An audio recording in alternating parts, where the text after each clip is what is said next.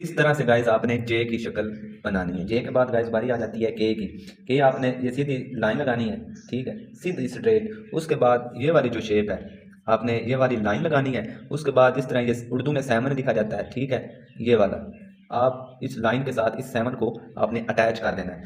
किस तरह अटैच करना है ये देख लें गाइस। ये देख आप किस तरह से लिखते हैं, लाइन लगाए, ये इस तरह से आप के को लिखते हैं। आप अपना के देखें और मेरा के, ठीक है। कुछ इस हैंड राइटिंग के भी कुछ तरीके होते हैं, कुछ असूल होते हैं, ठीक है। अगर आप इन तरीकों और असूलों को फॉलो करते हैं तो आपकी हैंड राइटिंग आपकी बेहतर हो जाएगी, ठीक है। अगर आपकी हैंड राइटिंग ठीक ना हुई तो मुझसे आगे पूछ लेना या मुझे आप अनसब्सक्राइब कर देना मेरे चैनल को, ठीक है। 100% आपको गारंटी दे रहा हूँ कि अगर आप इन तरीकों को फॉलो करते हैं, इन तरीकों को फॉलो करने के बावजूद आपकी हैंड राइटिंग ठीक नहीं होती तो आप मुझसे शिकायत कर सकते हैं कि सारे ये जो तरीके आपने बताए हैं इनके बावजूद हमारी हैंड राइटिंग ठीक